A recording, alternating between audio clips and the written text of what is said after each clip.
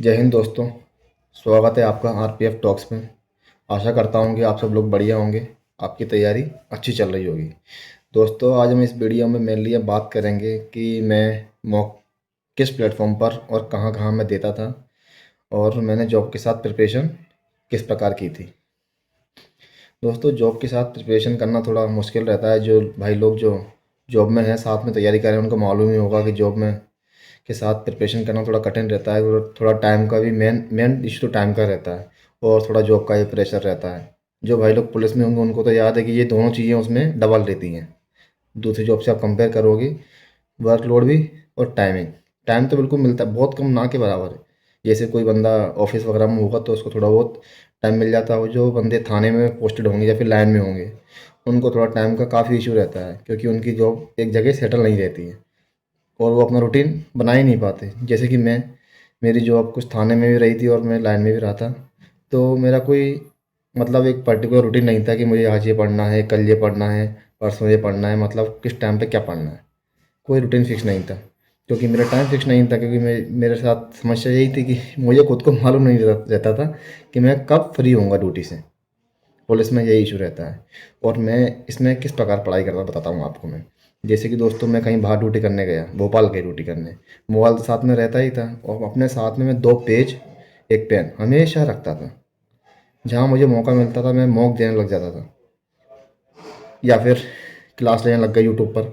अपन ने एक टॉपिक डाल लिया।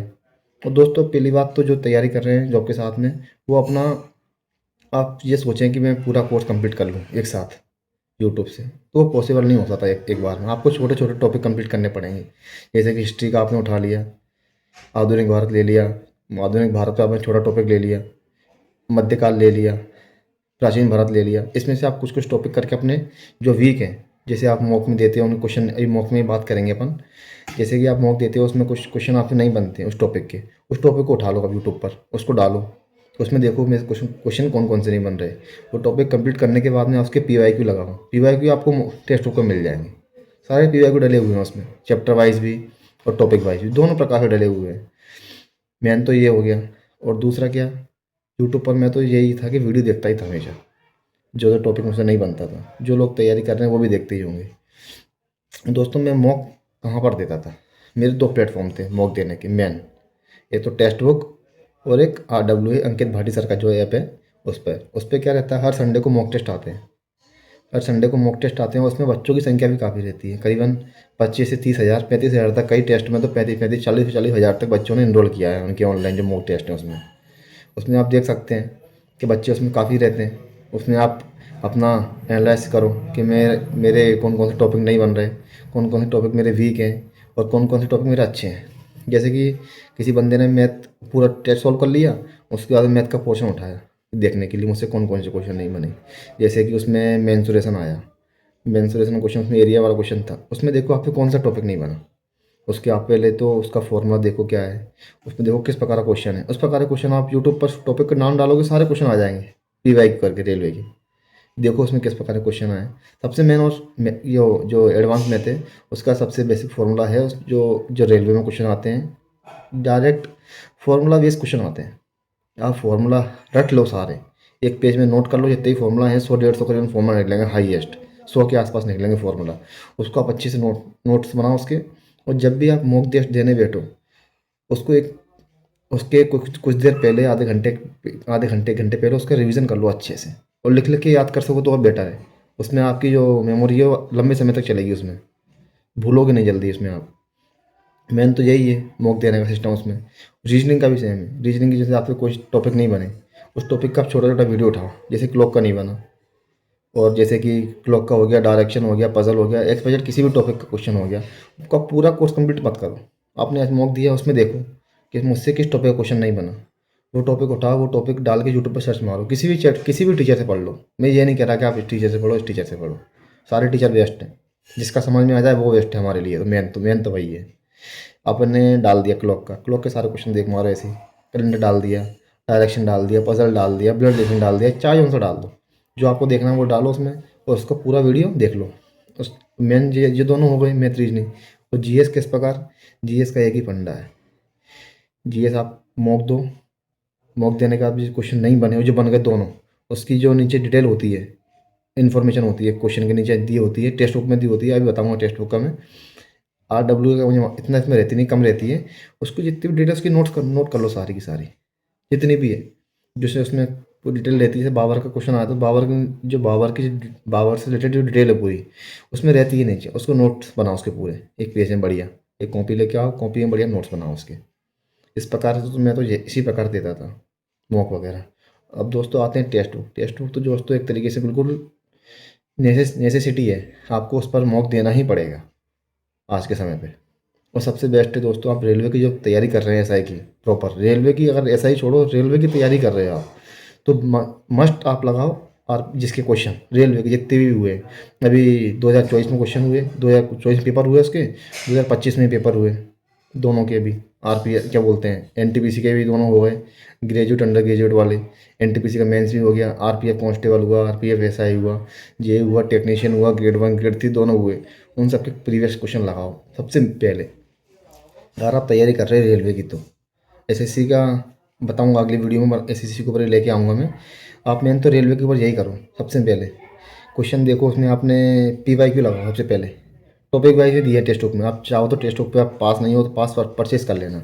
उसमें टॉपिक वाइज क्वेश्चन दिए हैं, चैप्टर वाइज भी दिए हुए हैं, और जो एग्ज़ाम हुए ना उसके हिसाब से भी एग्ज़ाम उसमें दिए हुए हैं क्वेश्चन, कि इस मतलब ये क्वेश्चन इस पेपर में आया।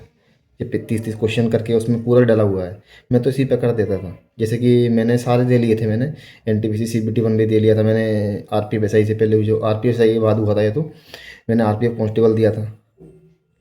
जितने भी क्वेश्चन आए सारे सॉल्व किए थे क्वेश्चन मैंने, मैथ के, रीजनिंग के, GS के सारे। और GS का आपको GS बेटर करनी है, एक रामबाण बता रहा हूँ आपको मैं, सबसे बेस्ट जो मेरे लिए, मुझे मुझे बहुत अच्छा लगा। मतलब वो जितने भी क्वेश्चन आए हैं रेलवे में GS के, PYQ, अभी 2 साल के, बस ज़्यादा पुराने नहीं, 2024 और 2025 के, उसके सारे क्वेश्चन उठाओ टेक्स्ट बुक में से ही, उसमें सब डले हुए हैं। उसमें आप पोर्शन वाइज जाओगे ना, उसमें सारे चैप्टर डले हुए हैं। उसमें आप करीबन डेली के 50 क्वेश्चन लो, 50 से 100 क्वेश्चन। मैं तो 50 ही लेता था, क्योंकि मेरे पास समय कम था। जो बच्चे जॉब में नहीं है और उनके पास टाइम सफिशियंट है, वो करीबन डेली के 100 क्वेश्चन उसमें से लो रेलवे के, उसको आप सॉल्व करो। उसमें से आपने सॉल्व किया, आपसे मान लो कि 50 क्वेश्चन गलत हो गए, 50 सही हुए, कोई दिक्कत वाली बात नहीं है। जो आपसे 50 क्वेश्चन गलत हुए हैं, सबसे पहले तो आप क्वेश्चन दिए हैं ना, उनको अच्छे से पढ़ो। पढ़ने के बाद में जो क्वेश्चन आपको थोड़ा लग रहा है ये मैं इसको भूलूंगा, या आगे ये क्वेश्चन टच कर सकता है, दोबारा फिर आ सकता है, तो उसको आप नोट्स बनाओ उसके सबसे पहले। नोट्स बनाने से क्या फ़ायदा होगा, आपकी सारे जो डाउट होंगे ना आगे के लिए वो सब क्लियर हो जाएंगे। क्योंकि आप उसको पढ़ के छोड़ दोगे ना, 2 दिन बाद वो साफ़ हो जाएगा दिमाग में से, बचेगा ही नहीं। सबसे बेस्ट चीज़ वही है। उसको करंट अफेयर, आजकल रेलवे के एग्ज़ाम में करंट अफेयर करीबन 50% करंट अफेयर ही आ रहा है। मैंने RPF दिया था, उसमें से करीबन मेरे 40-50 में से करीबन क्वेश्चन 17-18 क्वेश्चन तो मेरे करंट अफेयर के ही थे। मेरे करंट अफेयर रिलेटेड क्वेश्चन थे पूरे मेन। करंट अफेयर दोस्तों, आप किस प्रकार करंट अफेयर करेंगे, आप डेली करंट अफेयर मत पढ़ो। डेली करंट अफेयर मैंने पढ़ के देखा, मुझे कोई इतना फ़ायदा हुआ नहीं। जो कुछ पढ़ रहे हैं हो सकता है किसी को कुछ फ़ायदा हुआ हो, लेकिन मेरी नज़र में डेली करंट अफेयर पढ़ना एक तरीके से मैं सही नहीं मानता। उसकी जगह आप कुछ स्कूलिंग सब्जेक्ट है, मैथ, रीजनिंग, इंग्लिश तैयारी कर रहे हैं SSC की, उसमें आप अपना समय ज़्यादा दीजिए इसकी जगह, मेरे अकॉर्डिंग, जो फिर आपकी इच्छा है। और करंट अफेयर आप मेरे हिसाब से तो आप स्पीडी बेस्ट मानता हूँ रेलवे के लिए। एक स्पीडी है जो मंथली वाइज आती है, मतलब उसमें पिछले 1 साल का करंट अफेयर दिया होता है। और एक बिहार के एक सर हैं, नाम याद नहीं आ रहा उनका, लेकिन मुझे उसका बुक नाम याद है बुक का, एडुटेरिया करके उनकी बुक आती है, वो भी एक बेस्ट बुक है। ये दोनों बुक अगर किसी ने तैयारी की है स्पीडी से तो कोई दिक्कत नहीं है लाने की। अगर आपने एडुटेरिया अगर आपने स्पीडी नहीं पढ़ी है पहले, तो आप एडुटेरिया प्रेफरेंस देना पहले, समझ में आई। जिसने स्पीडी पढ़ी है तो उसके लिए स्पीडी बेस्ट है। जिसने करंट अफेयर अभी तक स्टार्ट नहीं किए और वो करंट अफेयर पढ़ना चाह रहे हैं, तो एडुटेरिया बेस्ट है for railway student, main railway के लिए ये वीडियो। तो दोस्तों, आपको इस वीडियो में कोई भी दिक्कत लगी हो, तो मुझे कुछ समझ में नहीं आया हो, अगली वीडियो में आप कुछ चाहते हो मैं नए टॉपिक पर वीडियो बनाऊं, तो आप मुझे कमेंट में बता देना। दोस्तों, हम इस वीडियो को एक मोटिवेशनल कोट के साथ में हम ख़त्म करना चाहेंगे। जीतोगे तुम, ए इरादा करो, जीतोगे तुम, ए इरादा करो, इसलिए कोशिश हमेशा ज़्यादा करो। किस्मत किसी के बस में नहीं है, किस्मत किसी के बस में नहीं है, इसलिए मेहनत पर अपना विश्वास ज़्यादा रखो। इसलिए दोस्तों हमेशा मेहनत करते रहो, मेहनत करोगे सफलता एक दिन ज़रूर मिलेगी, आज नहीं तो कल मिलेगी ही मिलेगी, लेकिन ईमानदारी से।